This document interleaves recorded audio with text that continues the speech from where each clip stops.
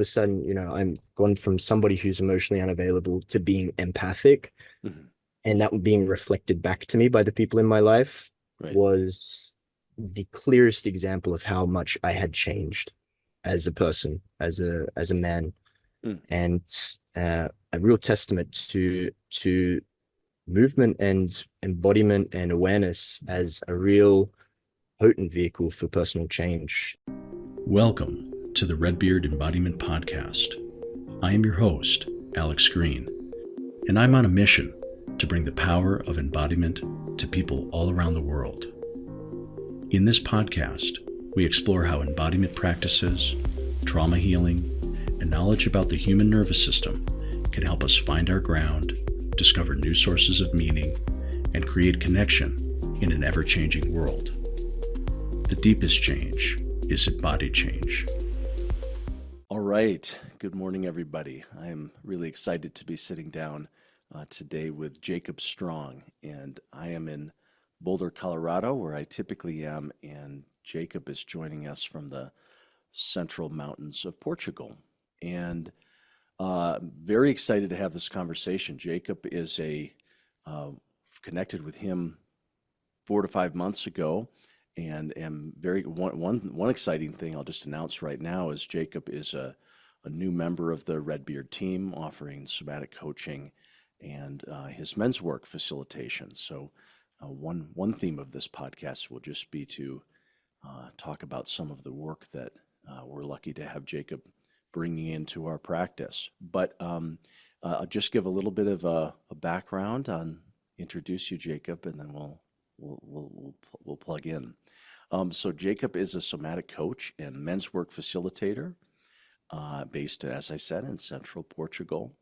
And in response to a crisis of identity, Jacob left behind his life as an engineer in Sydney, Australia, in order to better understand himself, his purpose, and his place within the world. And his journey has taken him both across the world and deep within himself, and guided him into the innate wisdom of his body. Movement has been a big part of Jacob's life, including explorations into yoga, dance, martial arts, and learning from some prominent leaders within the field of movement culture, people like Ido Portal, Tom Wexler, Rafe Kelly, Simon Thakur, and others. And later, Jacob's work evolved into therapeutic somatic coaching direction, and he learned a lot from the developer of Eco-Somatics, his name of Chandler Stevens. And interestingly, Chandler and I intersected in our Feldenkrais training, so a way in which our worlds have connected. But Eco-Somatics is a blend of systems thinking, psychotherapy, somatic education, and natural movement. And this practice gave Jacob answers to the questions he did not even realize he had been asking, which he maybe will share with us a little bit about in our conversation here today. He's also the founder of a men's work organization called Alchemy Brothers, based in Portugal, offering men's retreats and transformational retreats.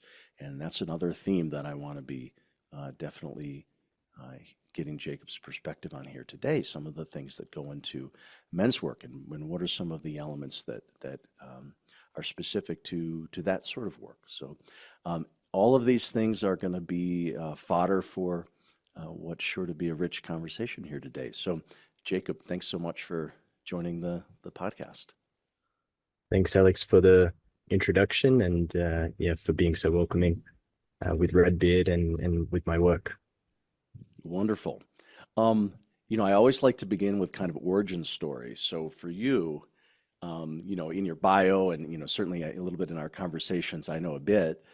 You're alluding to this existential crisis and this and that, but sort of take us backwards in time a little bit, like kind of, what shaped you, and then in career, and then how did you end up pursuing the deep work you do in embodiment work? Yeah, I tend to, when I reflect back on my life and my journey, I kind of see at this stage anyway, two distinct chapters that seem to open. And there's what I call the chapter before and the chapter after. And prior to this transition that I went through, I was studying and practicing as a civil engineer, working for local government in Australia. But my intention was always around being of service to the environment. And the way that I could see that I could best be of service to the environment was to incorporate my skill sets, my way of thinking, my way of perceiving in the world, and trying to fit that within the system. Where can I be best of service? So Sure. environmental and civil engineering was the thing that stood out to me. Yeah. But then as I kind of entered in that space, what I thought environmental engineering was going to be about was protecting the environment, trying to improve the environment, restore the environment. And what I came to see from the inside out was that it was more about how can we manipulate and take from the environment, but minimize our imprint in a way. How can we move towards maybe sustainability?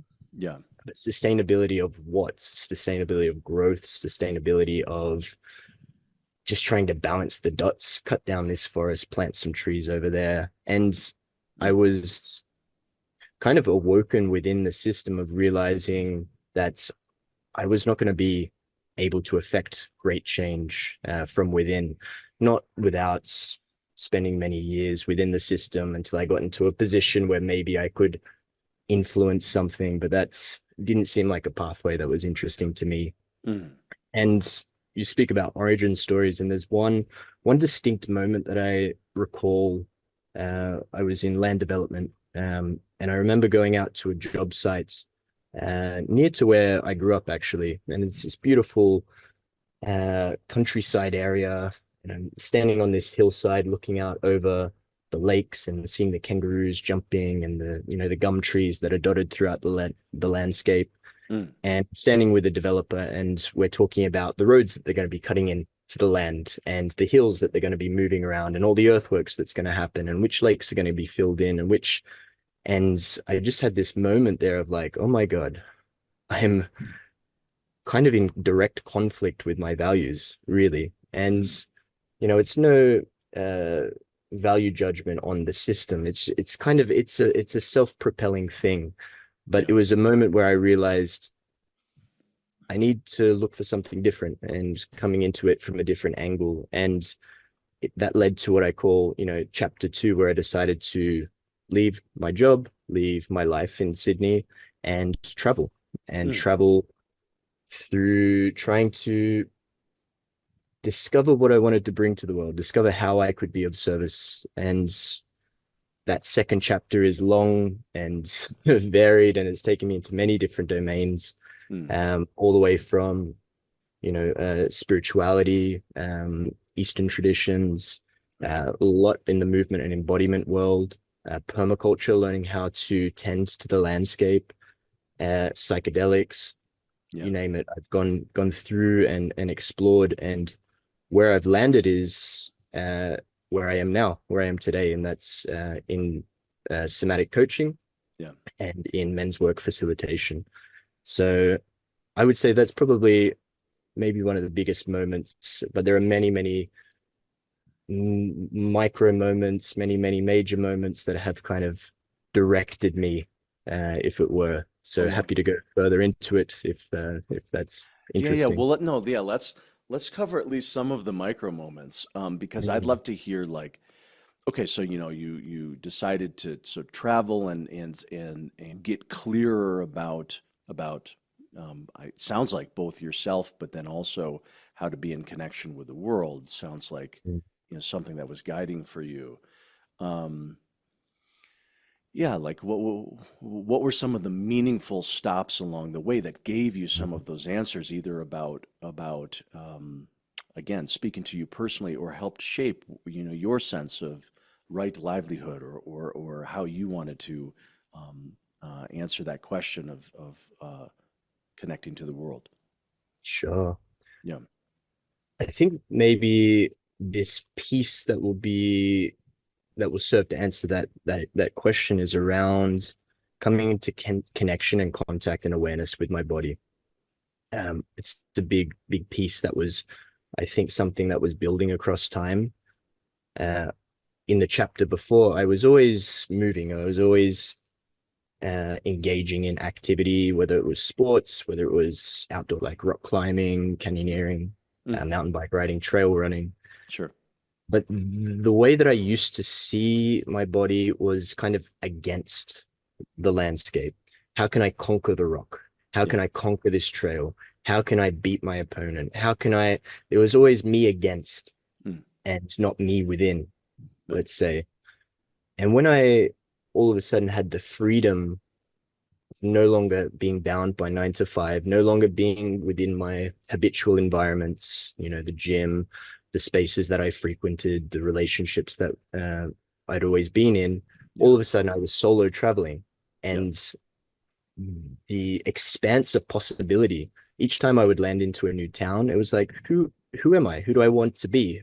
Uh, who's showing up here and now? Mm, And it started to lead me to question who am I truly actually? mm, Because if I'm not the guy that I was, who am I? mm, And I was able to, on that trip, play various roles and intersect with different expressions of myself to kind of, yeah, play around with it. And I think a couple of key moments in that, in coming back to my body and coming back into connection with my body, mm. was my yoga teacher training was probably one of the biggest pieces. Where This, was that? Where was that for you?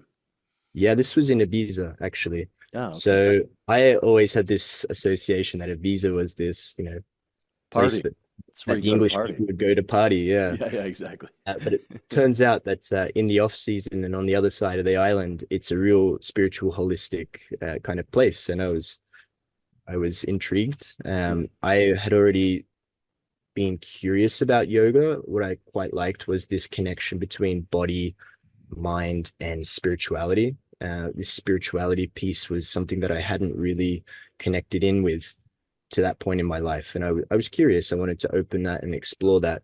And the body as the means to do that seemed like a really good pathway for me. mm.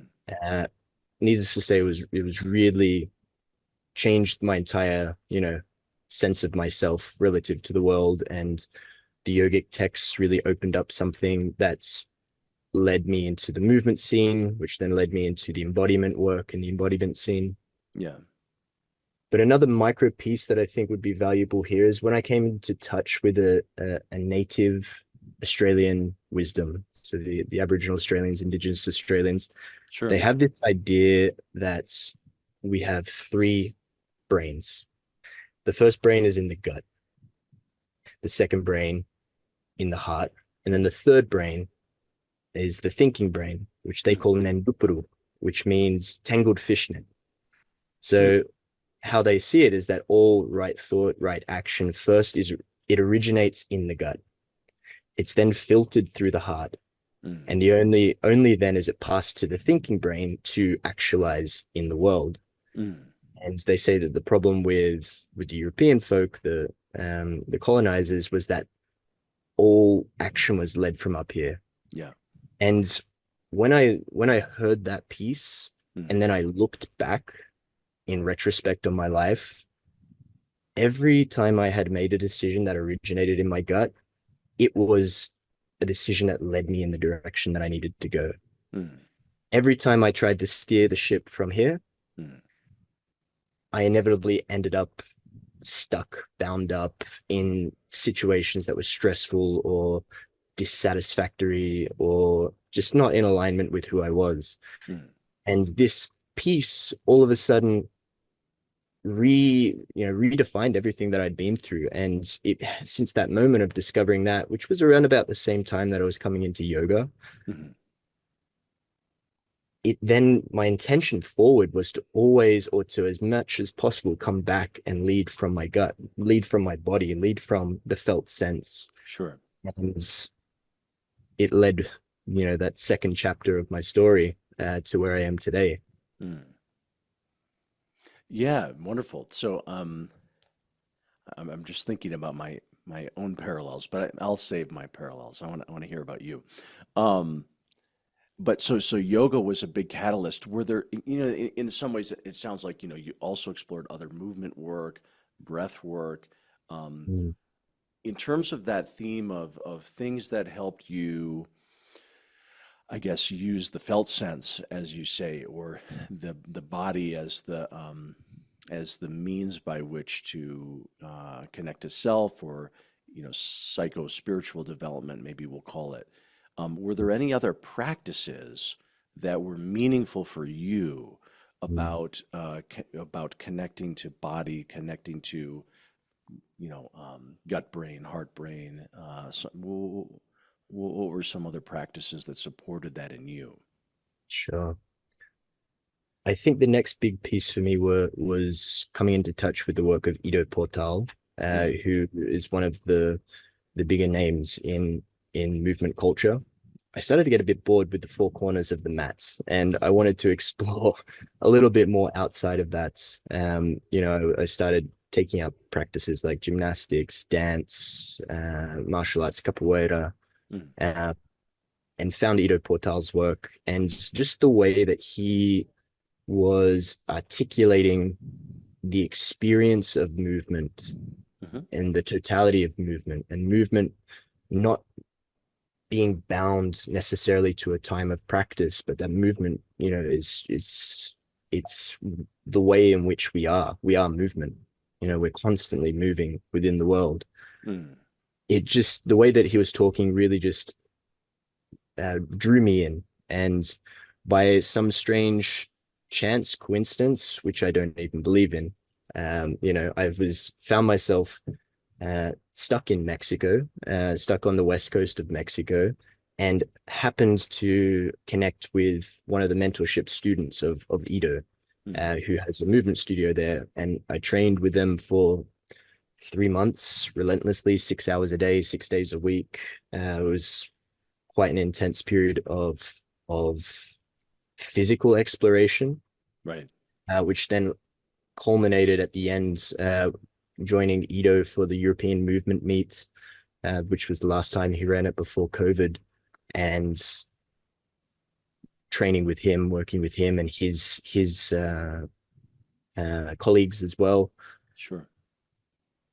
It was a big piece that made me see that movement was not just something restricted to the physical, but in how we actively engage within the world. And I noticed changes happening within me, the way that I was composed, the way that I met life, the way that I was approaching things, and Mm, the way that I was also feeling. I think this is another big topic for me and in my journey.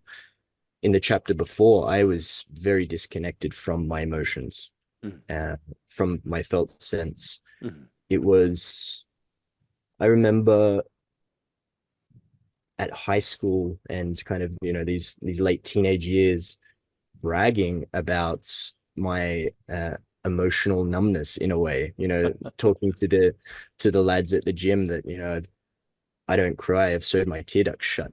I remember saying that on a more than one occasion, and mm, it just seems from where I am now quite ludicrous to even think that that was a gift or that that was something to be bragging about. mm. Um, but yet that kind of way of masculinity is promoted, at least in the culture that I grew up in. Sure. Um, but as I came more into my body and more aware of my body and starting to become more aware of the subtle sensations, the subtle movements in my body, inevitably I was more connected to my feelings. And Mm, as I'm more connected to my feelings, I was also more receptive to the feelings of others. mm, Uh, I'd always been labeled as maybe emotionally unavailable. And mhm, all of a sudden I was being labeled as empathic, something that I never thought I would, a mm, title that I would have. I didn't think that I was empathic. And it mm, took me a long time to actually own that label as well. mm, But it was through practice that I came into empathy. And maybe practice is one way, but in another way, maybe it was letting go of some of the uh, beliefs that were holding me back from tapping into that resource. mm, mm, Uh, but this was one big descriptive term that all of a sudden, I'm gone from somebody who's emotionally unavailable to being empathic. mhm. and that being reflected back to me by the people in my life Right. was the clearest example of how much I had changed as a person, as a man, Mm. and a real testament to movement and embodiment and awareness as a real potent vehicle for personal change. Then I wanted to understand it all. I wanted to understand how that had happened and how could I recreate that for others, my students, people in my life that were wanting to bring about similar changes. Right. Well, so it sounds like, at some point, after, with that rich, personal journey with movement and embodiment and felt sense and that that sh- that the access to feeling and empathy, um, something at some point led you into uh, Chandler's work, the Eco-Somatics approach. Did you go looking for sort of something that was going to sort of speak to you in that realm, or did that find you, or how did that come about? Yeah, that was another one of those moments where a non-coincidence, let's say, coincidence that I don't fully believe in that framing. Right. Synchronicity is perhaps a better word, but Use I was use Jung's term. Yeah. Okay. yeah. Yeah. I was participating in the embodiment conference, which I know you've had Mark Walsh on the podcast, Right. and Rafe Kelly also hosted. Rafe Kelly's another teacher in the movement scene, hosted the Embodied Movement Summit, and Chandler happened to speak at both of these summits, and I caught his talk at Rafe's summit, Yeah. and the way that he was articulating what was happening between body and mind, he gave a talk around movement as metaphor. Okay. And the way that he was articulating it, the connections that he was drawing, there was fireworks going off within me. Just this guy is making sense of stuff and giving the language to what I'm kind of curiously seeking in a Yeah. way. And it was Yeah. my first exposure, I think, to that kind of deep somatic work. Um, I went back and listened to his talks at the embodiment conference. I devoured all of his public work, his free available work through YouTube and newsletters. And Right. again, by chance, he was hosting a mentorship program. So I dived into that and worked pretty closely with him for 2 years. Mm. And really, yeah, I would say that's nearly a third chapter to the story, right? But it was a Right. big transitionary moment as we were kind of unveiling and unfolding what I had directly experienced in my journey. And I Mm. could all of a sudden make sense of what had happened to me. And not only that, I could facilitate that for another. I was getting the skill sets, the language, the frames, the ideas that could enable me to support others in their process. Yeah. Yeah. Talk a little bit more about that third chapter. That sort of a 2 year structured, mentorship, training process. What was that like? Both, I assume it was both your own personal work, but then also, sort of learning principles and how to integrate those principles and facilitating others. Um, Mm, yeah, mm. I'd love to hear how that, what are some of the important parts of how that 2 years unfolded? Yeah. Chandler is quite gifted at presenting big picture ideas and distilling them down to really practical lessons, both intellectual cognitive lessons, but also physical experiential lessons. He takes a lot of inspiration from, you touched on in the intro there, but Feldenkrais is a big influence upon his work, as well as systems thinking, the work of Gregory Bateson in Yeah, particular, yeah, as well as different somatic and psychotherapeutic modalities. It's a blend of what he has found useful in his work. right. And he comes from also a background of natural movement. So he's entered it from a similar trajectory as I did. And Yeah, the language that he brought in just really meshed with me. It just really, the words, the language, the articulation made sense. Yeah. But you're right. It was a process of also deep personal work. We were in a container. We were meeting twice a week for the first year, with intensives every quarter. And these intensives were heavily Feldenkrais influenced, where it was all about, somatic awareness, developing that sensitivity.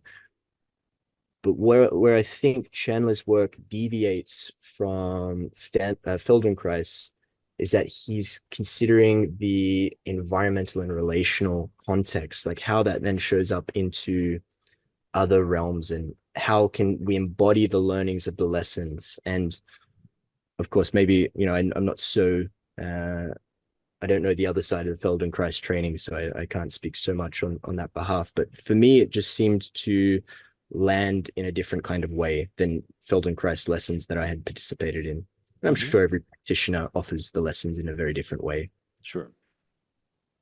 So yeah, we systematically unpacked the connections between body and mind. We were studying the texts of Gregory Bateson, Steps to an Ecology of Mind, perceiving rather than the isolated parts, looking instead at relationships and how these systems persist or change across time. Studying the texts of Feldenkrais, reading his books, unpacking them, how that knowledge is workable in a therapeutic or coaching context. Yeah. As well as connecting it to the work of, the emotional regulation work, nervous system regulation work, natural movement. There's just a whole host of topics and contexts that came in, and it was quite intensive. It really changed something within me. Again, the way that I was showing up in my relationships, the way that I was showing up then for other people in my life, the degree of confidence I had to engage deeper in my work, to stand forward and stand out and bring about some kind of meaningful change in the world. And yeah, I feel Chandler uses this line, which I always resonated with. He said, "It's hard to give a shit about the polar bears when your back hurts."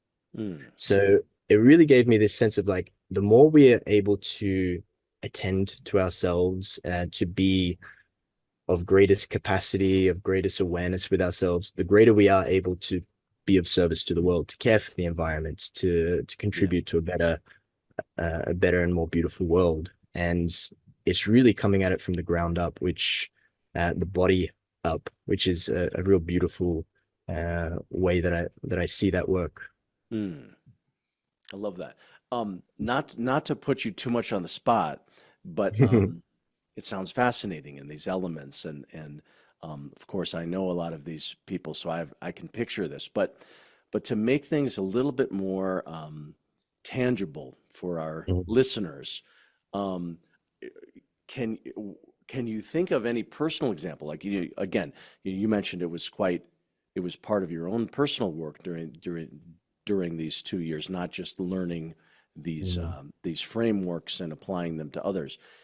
Can you think of any one or two things that you felt that you learned and how that came about? You're sort of through how that framework helped you look at something, if something comes to mind.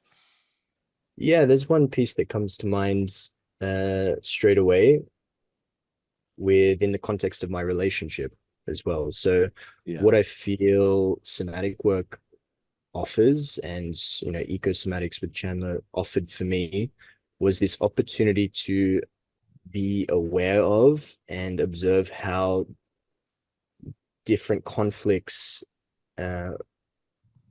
arise and occur and perpetuate between myself and my partner. By being in connection with the body, I could sense when these things were arising. I had these systems thinking ways of unpacking the dynamic itself, because these dynamics, they don't just tend to happen once. They tend to happen again and again and again. And it's like, how far back does the dynamic go? It's like, well, nearly back to the beginning of that relationship. It's always one true thing is it's always the other person's fault, right? I mean that. Yeah. You know. And this, well, as you say that, it's yes, it's always the other person's fault. But when you take a systems view of things, you can't examine.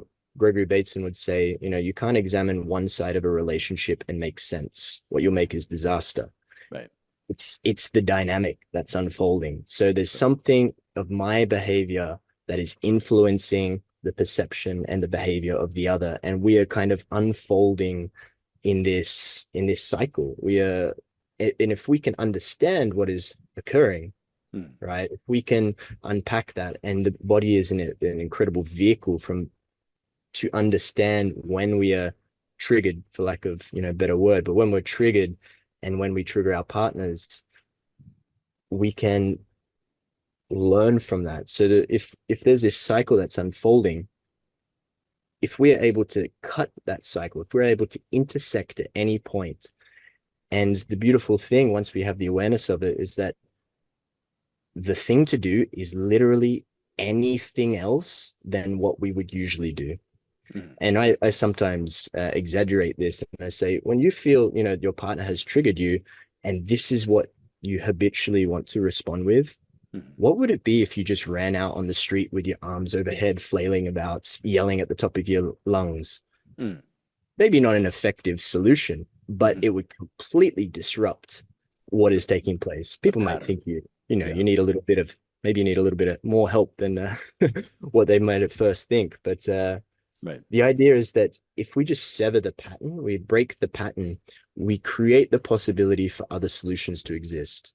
And with that, we may have different ideas, and it's a bit of an experimentation. Let's try this. Does that work? Is it a good fit? Is that a good fit?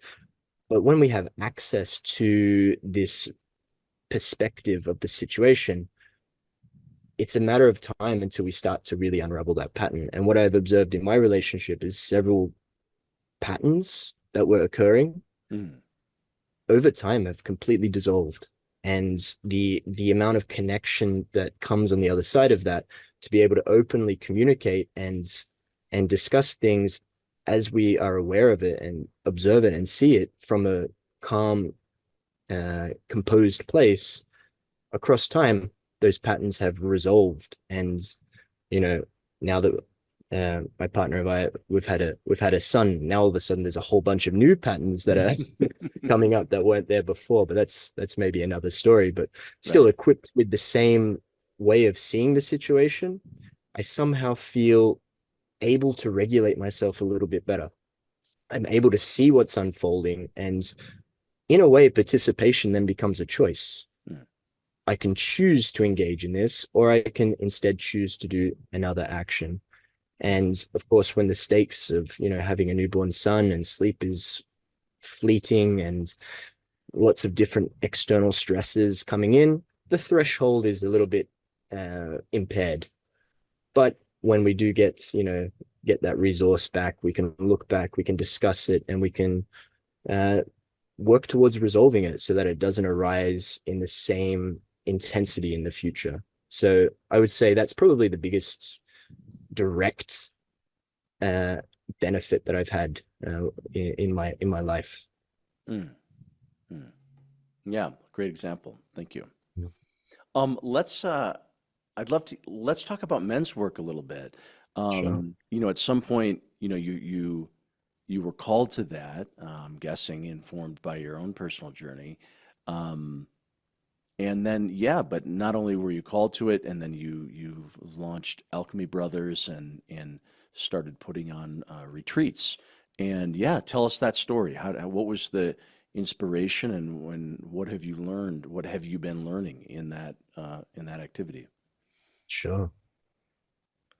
Yeah, Alchemy Brothers was born in the depths of COVID, actually, and it was a response to the separation that we were being thrust into. This kind of direction to isolate, to box ourselves off, to go and maintain your own space. Yeah. And me and my business partner, we wanted to create a space that men could actually come together. And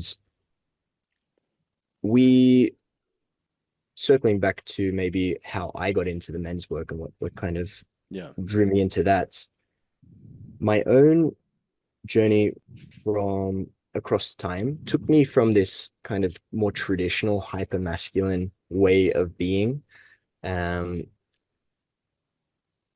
into, as I explored my body and really let go and surrendered to life and the flow of life, I kind of went quite into my feminine side. Sure. And I was quite empathic and sensitive and vulnerable and flowing. And at a certain point, I needed to come back and find balance and reclaim the more masculine side of myself, but not in the way that I once had. I wanted to see if I could reclaim some of the parts of that masculine energy that I found super valuable, as well as maintaining, this new ways of perceiving and acting within the world, and see how I could, redefine masculinity for myself and rediscover my own masculinity in a little bit more balanced and centered way. And as I looked around within the world, this seems to be a pretty big topic that's unfolding in various domains and in various ways, and being discussed in various circles as well. It's quite a topic, especially for men, I think, in how the identity of masculinity is shifting and changing. And what we wanted to create a space was for men to discover that for themselves. And to be honest, it was as much for my medicine as what it was for the men that was showing up and participating. Sure. What I was able to offer was these practices of movement, embodiment work, breath work, various skill sets and ways of seeing things that I could bring and facilitate. Yet I was as much in the process as them, observing, learning, receiving the wisdom from the brothers that had come through the retreats, and went incredibly well. And we kept going, on this trajectory, offering retreats, and we are now looking to expand and do more work in more spaces, aiming to be of greatest service to the men that is in the community, and also men that just come for an experience. Yeah, can you talk a little bit about the structure? Maybe each retreat is different, and I'm hearing movement practices. I think I've seen you're mentioning breath work. I've seen the video clips and ice bath immersions and things. So, but maybe how are these programs? I imagine there's sort of experiential things. I'm guessing there might be reflection, or just talk a little bit about how these work. Sure. Yeah. It's a very, my lens and my entry point into this work is embodiment. I find that the tools that embodiment offers, particularly for a man who's disconnected from his body, disconnected from his feelings, disconnected from his gut sensations, his inner guidance, embodiment is an incredibly potent skill to start to develop within him. So that is the foundation, let's say, of our work. Now, how it would be structured would be around coming into the body and then sharing our experience, and then coming into the body and then sharing our experience. And the sharing takes form of men's circles. So for those that are unfamiliar, a men's circle it's a space where you can really just share what's going on for you. And sometimes we will have a theme for the circle, and other times we will just have a space for sharing whatever's coming up, whatever's coming through, whatever's coming up in an experience. And I find that when it's layered with embodiment work, it really enables a man to go deeper, to be more connected with what's sensationally happening for him, what emotions are beneath the mental constructs that he's sharing, what emotions are lying within the challenges that he's facing within his life outside. And then we have our big retreat, let's say, or our first retreat that seems to be the most popular at this stage is what we call the initiation retreat. And the way that we've structured that, it's based loosely around the idea of the hero's journey or rite of passage. So the hero's journey from Joseph Campbell. Right. And there's 3 distinct stages that we work with. The first stage is the separation. It's letting go of who we are habitually and stepping into a different space, letting go of the ways in which we were within the world and stepping into this new territory. And that for us is embodied through a breathwork journey experience, as well as some other practices and sharing work. But kind of the big piece there is the breathwork ceremony and sound journey that accompanies it, allowing man to really surrender and let go into this experience, surrender his sense of identity. The second stage that we call the transition. So this is where we confront challenge, when we learn something new about ourselves, push ourselves to the edge, learn something new about how to relate with others. And this, for us in this retreat, takes 2 forms, the ice bath and a Temescal sweat lodge. The ice bath, I think many people are now aware of all of the cascade of benefits of the ice bath. So I won't even go into any of those.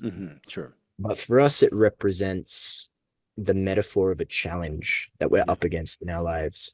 And when we step into the ice, how is it that we meet the challenge? How is it that we meet the stresses that we confront in our day-to-day lives? Do we resist? Do we clench? Do we tense ourselves in the face of it? Do we bring the emotion of anger against it? Do we find the means to surrender and to allow and to let go?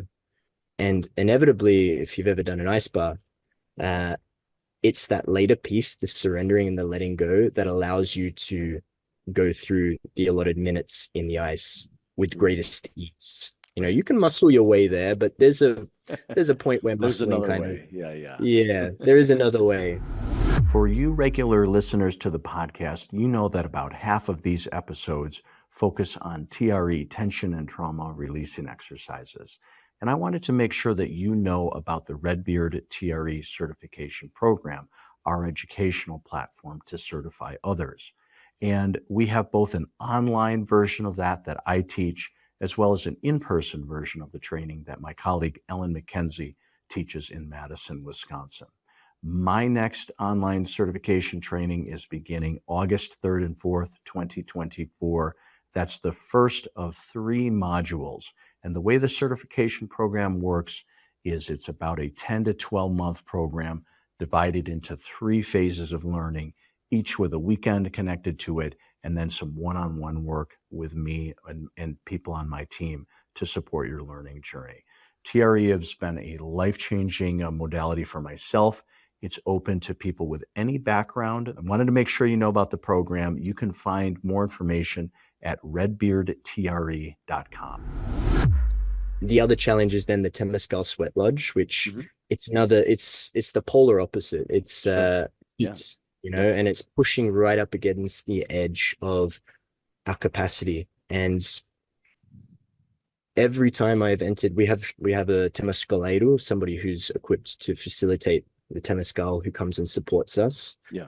And every single time I step into the Temescal, I find something new or something deeper within me that needs to be shedded, that needs to be let go. And again, the Temescal is a metaphor. It's known as the womb of the earth, and it's the metaphor for our rebirth. So literally, it's kind of the peak of the experience, in the sense that the man that enters the Temescal and the man that leaves the Temescal are inevitably different. And what kind of a change is that man going to experience? What kind of a man do we want to be birthed out the other side of this experience? And then finally, the last piece of it is the integration. It's, if you think about the hero's journey, the hero leaves the village, he goes and confronts the dragon. He discovers that actually he needs the wisdom of wise ones, or he needs to practice, he needs to improve himself in order to slay the dragon and rescue the princess or recover the gold. But there's inevitably a return. It's always the ending of the story. It's important that the hero come back home to the village and share the knowledge, share the wisdom, share the treasure that he's discovered.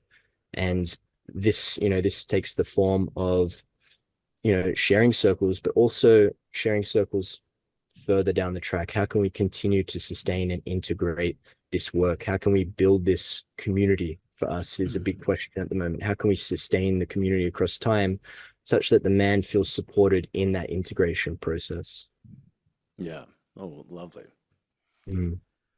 You made a comment to me at one point. You said something like, and interesting things about men's work in general, or I guess a commentary, or that's arising as men's work, as you say, has become quite a movement around the world in different ways. But one commentary is that the part of the rising of men's specific work, both group work, but maybe even individual work, is a recognition that the traditional therapy world is in some ways a bit biased, probably not intentionally, but there's ways in which there's a bias towards the feminine or just women. In the I think you gave me the quote that 70%.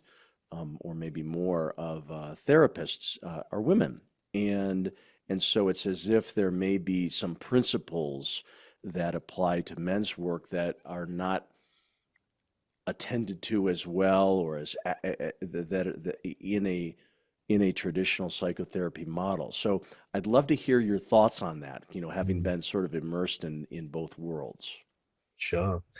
Yeah, there's, I think the majority of therapists today, not always, but today, tend to be women, and a lot of the participants also tend to be women. People Right. coming to therapy,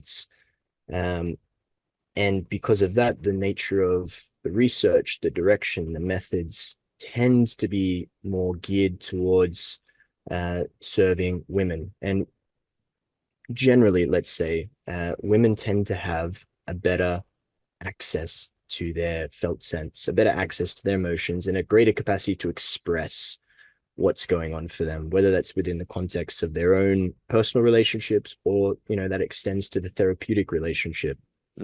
And men, for the most part, we're up against some interesting cultural beliefs that sever us from our body. This idea that men shouldn't feel, men don't cry, causes us to disconnect from the body. So then when we're asked a question in therapy about how do you feel, many times a man draws blanks. Well, I'm numb. I don't feel anything. And the efficacy of the work is then impaired. And what I feel men's work, and also somatic therapy, this is why I'm in the realm of somatics, is that the men's work movement has a big layer of embodiment that comes in. Right. And of course, the somatic coaching, somatic therapy work, it's all about embodiment, really. Right. And what this does, it starts to give a man the tools and the capacities to tune into himself, to not just have, the question of how you're feeling, but a direction around that, and words, language to communicate. And this is a big part. A man just doesn't know how to express what's going on for him. Firstly, he can't access it in a felt sense, but then he lacks the words to be able to communicate that clearly. And what I think the men's work movement is doing to a large degree is bringing back embodiment. And it's allowing men to communicate what he's experiencing on an emotional level amongst other men. And that's incredibly powerful to dissolving some of those beliefs that maybe he held. and it's feedback that we get a lot from the spaces that we run. It's like, wow, I never thought that I could say something like this in the company of another man, or that I could feel so safe amongst other men. I've never felt this before. I've never been able to hug a man or touch a man in the way that I've been able to now. And to really feel held and supported and safe. And on the other side of an experience like that, it just can change the entire way that a man brings himself to all the spaces in the world. So yeah, I think the embodiment piece is massive. And not all men's work is created equally. And I think there's some organizations, people out there that are not, they're using the terms of embodiment, but not necessarily working with it in the most effective way. Let's say they haven't gone deep into the somatics of it, let's say. Sure. But there is also a lot of work out there that is really blending these two arts skillfully, and it's leading to some real profound changes for men. Yeah, the other piece that I would add there is that traditional talk therapy tends to be quite a passive process. When you think, the classic image of laying on the couch while you talk to the therapist, right? Sure. Whereas men's work, and to a degree somatic work, there is a physical component. There is a real action and activity that's involved for the man to get into. And this, I think, is a real way in which we can access a man and his embodied self, and access his emotions, and access him and open him up is through the body, through physicality, and through training and practice. So this is that other piece that I think men's work really offers. Yeah, I think that was sort of similar to the comment that I was going to make, which is that you're mentioning, okay, a man is asked a question, in this, let's say, coaching or therapy context, how do you feel about that? They might they may not know, they may not have the words, or they may not have access to the felt sense that lets them know that. And so one of the things I'm reflecting on is, some of these practices, I'm a little bit thinking about, some of the ones that were influential for me, which was like intensive martial arts training, intensive meditation training, this is in my early Zen days. And what I'm remembering is that a lot of transformation in my mind, this isn't only specific to men's work, you could generalize this, but a lot of transformation work happens at the physical and in some ways at the nonverbal level first, in a way that after, say, an intensive meditation retreat, or after an intense, I'm thinking again, using myself as an example, a period of physically demanding martial arts practice. It may not be, I'm not immediately sitting there thinking to myself, all the words that apply, but then if there is a container around, okay, well, what's the new me, as using your example from the sweat lodge, the new man who's coming out, with a reflection process on, okay, well, I just went through something transformational. I don't yet know what the meaning of that, but having a context in which to share, in which to be in communication, that meaning side of it might emerge as as a next layer, as a next step, I guess, during that integration phase that you're referring to. So when I think about sort of the combination of practices that are not even particularly geared at the verbal level, yet there's then an integration into our psycho-emotional understanding of ourselves. Do you agree that there's sort of like that working at both levels is kind of a principle that is helpful for men's work? Yeah, certainly. Yeah, there's a few threads that I could pull from that, but yeah, I think one way of looking at it is around, I think what you're referring to as well is this idea of retrospective meaning. You're Right. making sense of the experience that we've just gone through and how that's influenced and changed. Yeah. I think another layer in therapy, but men's work and in the retreat space, is this idea of intention and forward thinking or forward looking, and how, if this is my intention to show up better in my relationships, then how does that look and what kind of skills do I need to develop? And for me, all of these things develop through form of practice. Mm. Practice being, the physical practice, the mental practice, the whole spectrum of practice. And it's an essential aspect actually that I bring into my coaching as well, which is, I think, different to other somatic or or therapeutic practices. Mm-hmm. It's not just about dealing with those pieces that hold us back. That's a big part, unwinding, limiting habits and beliefs, and going back to resolve trauma, and really examining what's occurring. Mm-hmm. But then also establishing a practice such that we can proactively become the person we would like to be in the world. So it's like this dynamic between, on one side, letting go of the pieces of ourselves that are not us, Yeah. but on the other side, bringing in intentionality to bring about the kind of person we would like to be within the world. Yeah. And when I think when these are coupled, we have the greatest capacity to realize upon that goal. Right.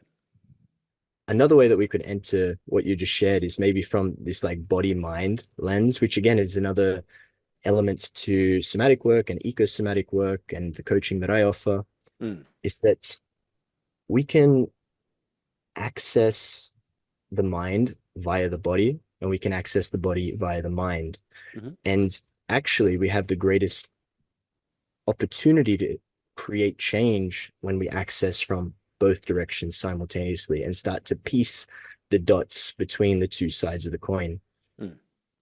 My work also brings in a third element, and that's the environment. So what is the physical environment, the social environment, the relational environment that we exist within, which really is kind of like holding all of the other patterns within it, Right. The environment is literally triggering many of the patterns that we exist within. So how can we intersect from all angles, thus that we can create a maximum potential for change, maximum potential for bringing about the goals that we would like to bring about. Right. So yeah, that's maybe another way of framing the changes. Yeah. I love that. Well, let's share a little bit about what working with you looks like. And now I'm thinking more on the one-on-one side of things. So when you're enter into a coaching relationship, let's touch upon that. Both kind of like who you serve, or the kinds of things that somebody may want to explore with you. But then, and I guess here's me, I'll ask the follow-up questions, but I'll want to unpack just a little bit about how you structure that coaching relationship. So I guess let's just start with one of those threads. Sure. What are some of the things that bring people to work with you? So what would bring someone to work with me is somebody that's perhaps finding themselves stuck for whatever reason. They've maybe tried they tried a bit of breath work, tried a bit of meditation, tried a bit of yoga, but yet things don't seem to really change. They've gone to workshops, but somehow they find themselves trapped in the same kind of cycles, the relational cycles, maybe their emotional dysregulation, not able to communicate clearly. Maybe they're in the grips of anxiety or depression, maybe lacking a sense of directionality or meaning. It could be any real reason, but I guess this sense of being stuck seems to be a pretty, overarching idea that someone might seek out somatic coaching. Sure. The most important, I think, aspect of the work that we do is really establishing the therapeutic relationship. I want to understand as much about you and your situation and your goals. And I want to make sure that I'm quite clear about that so that we can most effectively move towards those goals. Yet at the same time, once we've laid the ground for that, my work tends to unfold phenomenologically. And that means we will work with what is arising for you in this particular moment. So maybe we have a session once a week, and maybe the session starts with like, what happened in the week before? Because for me, the broader picture, the goals and the things that are keeping us stuck, we can tackle them at this level, or we can tackle them at the level of how is it occurring right now in the present moment? Right. And usually this is the way in which we can really tangibly unwind and unravel some of those patterns because it's occurring now. It's can be felt now. We can really engage with it now, and we can actively work to change things now in the here and now. Often we'll jump from the present experience back into past experience, but always really solidifying in the present.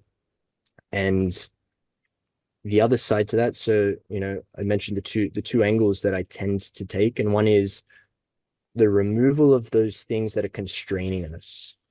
What's constraining relationships? What's constraining our connection to our body's wisdom? What's constraining the way that we show up in the various domains of our life? Let's prioritize that, right? Let's prioritize removing the constraints. But then at the same time, let's work to bring about proactive practice, ideas, strategies to actively seek and pursue the goals that we want. And we tend to tick and tack backwards and forwards as is appropriate. So this is, we tend to not really, I don't have a structure in the sense of this week we're going to tackle this subject. Now we're going to tackle this subject. Now we're going to tackle this subject. We really work with what is most salient and what's most present for the person at that time of the call. And what I tend to find is that is where we can have the most effective and most the quickest changes, really, really getting things moving and really influencing life from the ground up. Yeah, wonderful. I'm wondering if I'm trying to think, I mean, I can relate to a lot of what you're sharing, and there's a lot of crossover with my own work as well. But I'm thinking of an example. I'm thinking of like a person who's, this is a common type of client of mine who comes in, again, maybe I've seen them the week before, the week prior to that. And let's say that, one of the overarching themes that we're working on is, let's say just sort of nervous system regulation. Let's say this person is work is important, but it's demanding, and when they're, let's say they may have goals around how do they stay centered and grounded in the midst of stressful work environment, often a stressful family environment. And so that's what they want. They want, so let's call that, maybe they want to be more centered, or maybe they want to be less reactive, or maybe they want to have more capacity, that there's, they're feeling more, they're thriving more even within those stressors, instead of being so impacted by it. Now they come in and in a way, experientially, how are they holding physically their breath, psychologically? How are they holding the stressors that they're doing? And so, so using my kind of setup there, I thinking about your sort of your phenomenological approach, because I'm guessing that's that situation's common in your coaching clients as well. Give a couple of examples of how do you connect, how do you work in the moment, whether that's around sensation, whether it's around breath, that ties into that the theme I'm offering here. Sure. Hmm. So yeah, to use it's quite a broad context, but let's see what we can unpack. Yeah. Um, Definitely the body is the main vehicle in which we would enter that. So often, at a session, it'll just be, depending on where we're at in the process as well. Yeah. Sometimes I'm at the point where I can say, "How are you feeling?" And someone will understand that I don't just mean, "How are you?" I'm not saying, "How are you feeling?" on a real, takes a little while to get to that point sometimes, but Yeah. let's say we've entered in at that point. It'll usually come through with a bit of a sharing of what has happened within that week or what's going on, what's most on the mind of that individual. Yeah. We'll then circle that back into the body. Like, how does that arise within the body? What I'm looking for is the emotional content, perhaps that's there, because the emotions are the way in which, body and mind are kind of communicating. It's not so clearly defined as words, but it's more sensations and movement of energy and heat and rising and falling. Right. Uh, Often, someone who's experiencing stress, particularly men, Hmm. tend to come with a lot of anxiety. And anxiety, as you're familiar with the Feldenkrais work, anxiety is this pattern of tension, and often it's a binding against the emotion. Another lens that I bring in, it's called the triangle of experience from short-term psychodynamic psychotherapy, where essentially we when the emotion arises, either we have too little access to the emotion or we have too much access from the emotion. Hmm. Either way, we are binding ourselves against the emotion because the emotion tends to be a threat. Yeah. Well, if I'm feeling anger in this circumstance, or I'm feeling grief, or I'm feeling fear in this circumstance, that's not welcome right now. So I'm going to bind myself against the emotion, Hmm. manifesting as anxiety, patterns of tension within the Sure. body, Yeah. uh, which usually come with defensive behaviors. How do I defensively respond to the situation? Right. So what I'm looking for is to work someone back, regulating the nervous system, unwinding the defense behaviors to come back to the original emotion that Yeah. exists below those things. And then we're really then into the treasure trove of like, okay, so where now this emotion, how is it arising? What is it asking for? Where did it historically come from? What's it saying about the situation? What kind of changes want to be made? It's a real tapestry of information once we can get back to the felt sense, and not just labeling it as a big piece, of course, but Yeah. feeling it. Like, how does anger move? Like, it's heat that rushes up. It's maybe I'm getting this urge to clench, but if I let go of the clenching, maybe there's a rising heat. There's sensations in my belly or in my chest. So really coming to map some of those landscapes in the Mm. situation. Mm.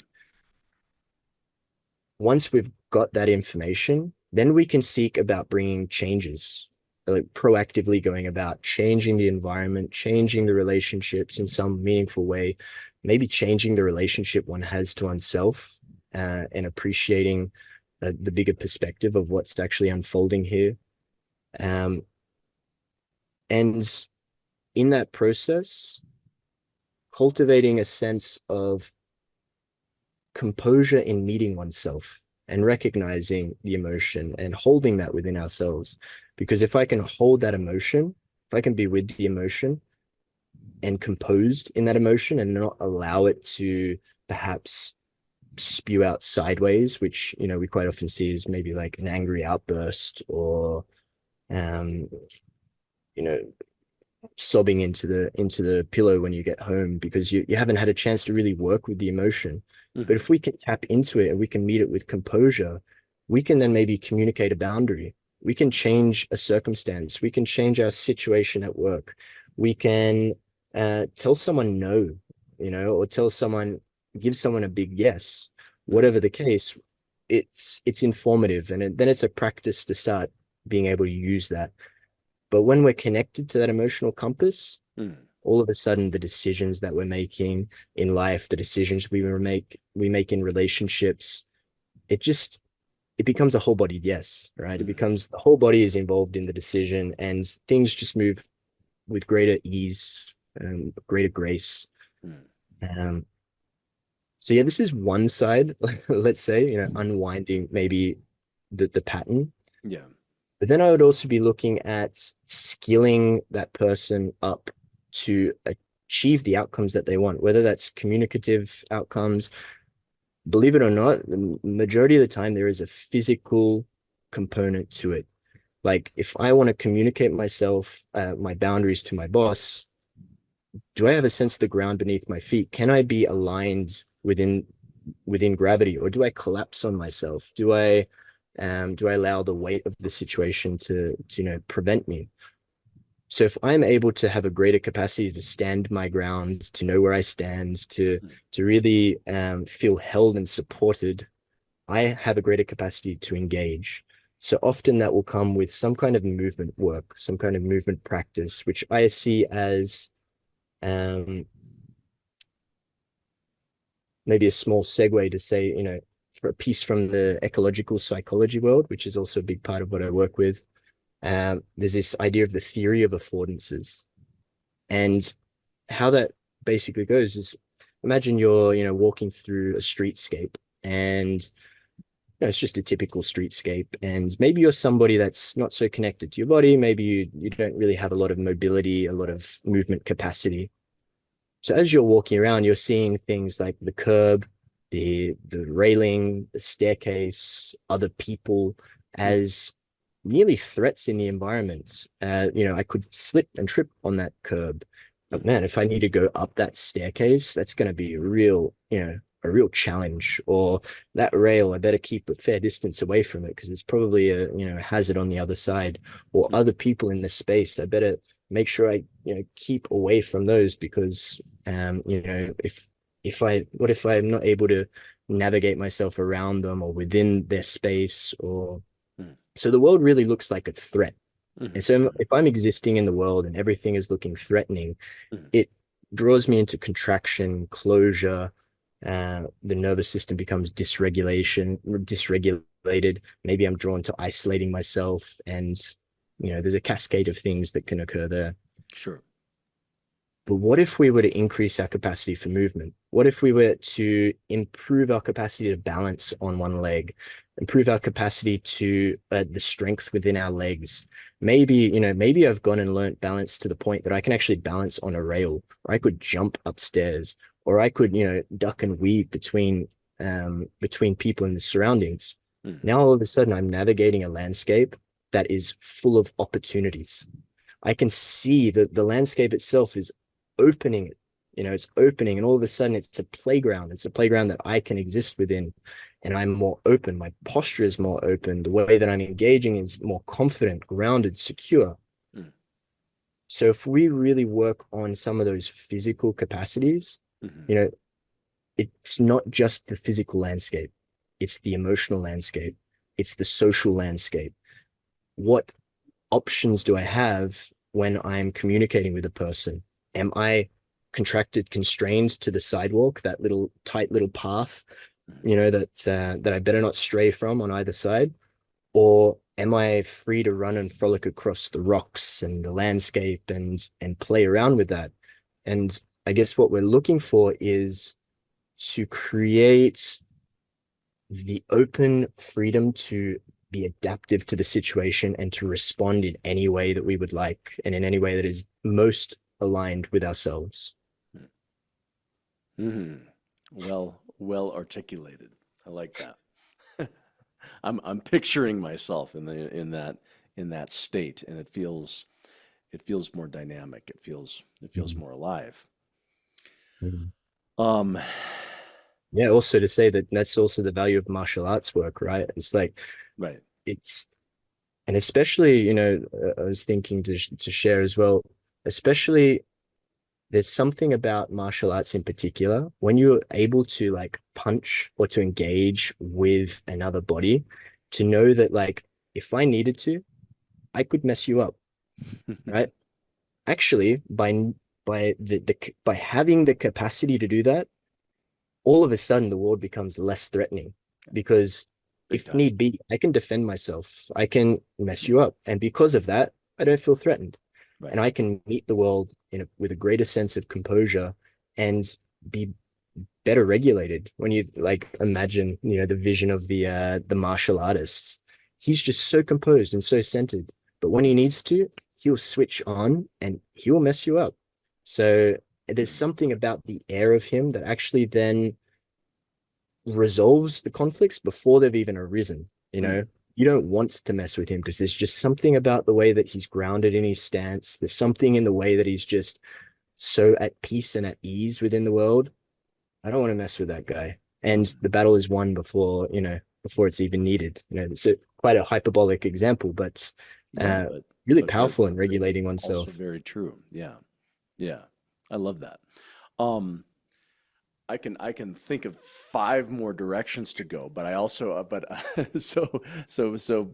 we'll have the opportunity for follow-up conversations as we go. So let's shift into closing just our conversation for today. Maybe I'll just just reiterating from the beginning that Jake, we feel really lucky to have you bringing this work, these lenses. This experience fits beautifully in with the multimodal somatic work that we've cultivated at Redbeard. So I personally am just really excited to be having you providing this particular perspective for our clients and audience. And then we won't share details yet, but we want to bring in some of this group work element with Jacob's facilitation to the Redbeard community as well. So I guess that'll be a forthcoming kind of an announcement. It may take the form of men's circles or something along these lines for a group work piece of these elements. But and Jacob, anything you want to share just by way of closing our conversation today? Maybe I'll share the value of both coming into an individual, therapeutic relationship and going really deep into oneself, but then also remembering that, we're wounded in relationship and we heal within relationship. And these other group settings where we are witnessing but also participating in the healing of others can be really powerful, potent, and in my experience can enhance the value of the therapeutic context. So for somebody that's maybe interested in somatic work, in healing modalities in general, I think it's worthwhile considering not just going about it in the sense of like solo going with just oneself, but also exploring what kind of contexts where maybe there's a group dynamic at play. And I found that in my experience, those settings, a lot of the healing happens between the members of the space. I feel just blessed to be able to watch that unfold, as well as injecting, a few pieces from my own experience. I'm very excited to be holding both of those offerings with Redbeard, the one-to-one container, but also the future group dynamics, group work. Looking forward to seeing what ideas germinate and come through for your community. Yeah, wonderful. Great. Well, Jacob, thanks so much for taking time today. Thank you so much, Alex. Thanks for listening to today's episode of the Redbeard Embodiment Podcast. To learn more, visit us at redbeardsomatictherapy.com or send me an email at alex@redbeardsomatictherapy.com. If today's conversation resonated with you, help spread the word by subscribing and sharing with others. Hope to see you next time.